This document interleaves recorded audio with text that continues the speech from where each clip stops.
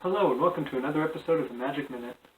Now in today's episode we're going to be talking about, well, TV. But before we get started, let's hear a word from our sponsor.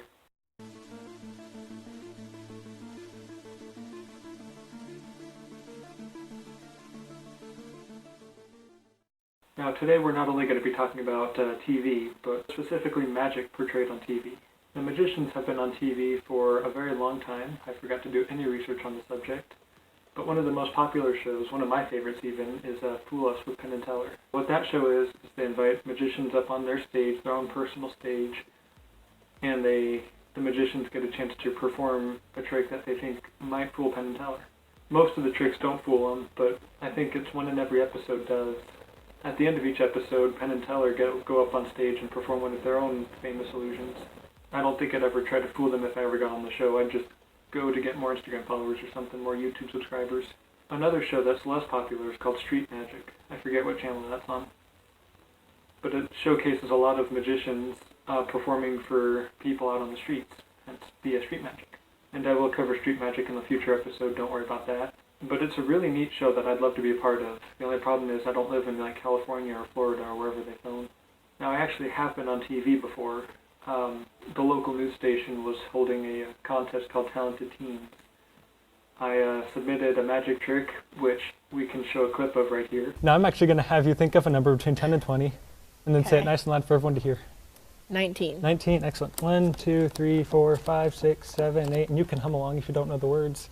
9, 10, 11, 12, 13, 14, 15, 16, 17, 18, 19. Now most magicians would stop there and have you look at the 19th card, but I'm going to deal some cards back. I'll deal back the 1 and the 9. 1, 2, 3, 4, 5, 6, 7, 8, 9. And I'll have you look at the next card. Okay. I'll show it to the camera, I'll look away. And I don't want you just to look at the face, but I also want you to look at the back so you know there's no way I can know your card. Okay? No secret markings or anything. Now, would you agree that this is completely fair? There's absolutely no way I can know your card. No. Excellent. I'm seeing the card that you picked was the Ace of Spades. Yeah. No, that wasn't a great trick. No, I can actually, I'm going to take this one step further. You had the Ace, A-C-E of Spades, S-P-A-D-E-S. This card is the Ace of Spades. Now, that's kind of cool, but I think I should take it one step further. You picked an ace.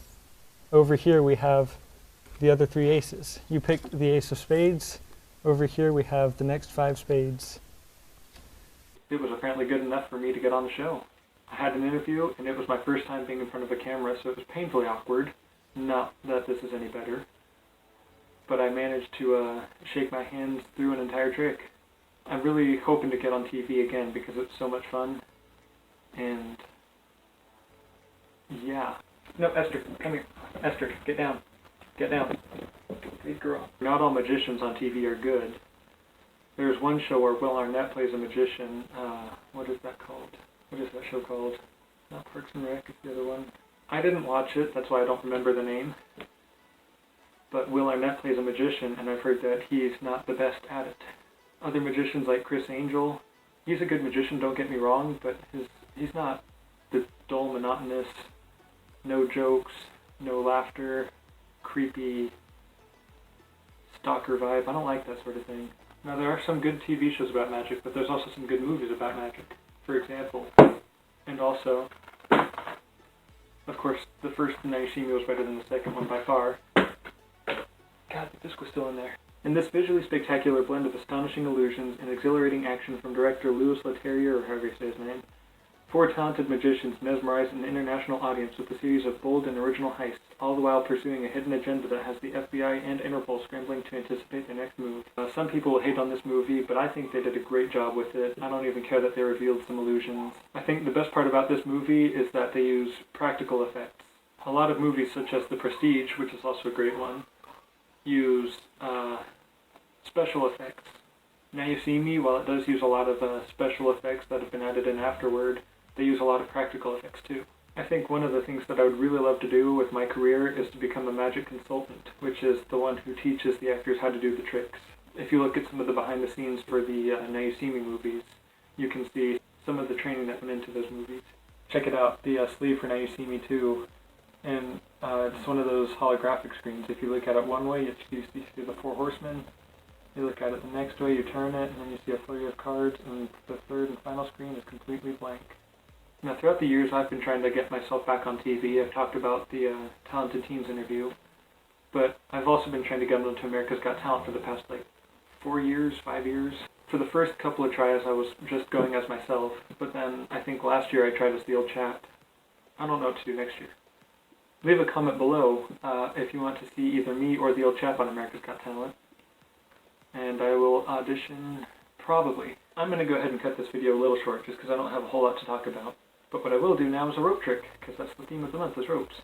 Now this may look like an ordinary chew toy, but it's actually America's chew toy. No, I'm just kidding. It's actually for my rope juggling. I wasn't tested. It's actually for my rope juggling.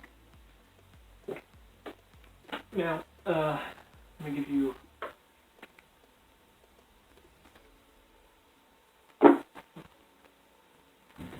It'd be easier if I was standing up. But anyways, you probably thought by juggling I meant taking all 3 ropes apart and juggling them individually.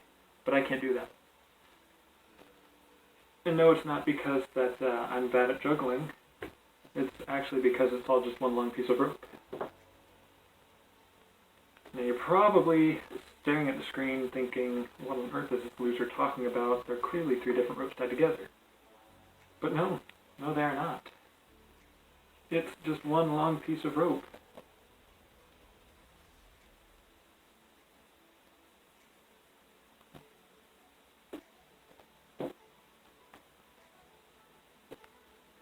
And I can understand why you would say otherwise, but you'll have to trust me on this. It's just one long piece of rope. This isn't helping my case. If I just cover the knots in my hand, now it looks more like one long piece of rope. I think I know how to convince you that it is just one long piece of rope. All I have to do is say the magic words, abracadabra, and you'll notice the red and white rope have fused together, and the white and blue rope have fused together to create one long piece of rope. Thanks again for watching this episode of The Magic Minute. Tune in next week for yet another episode. And until next time,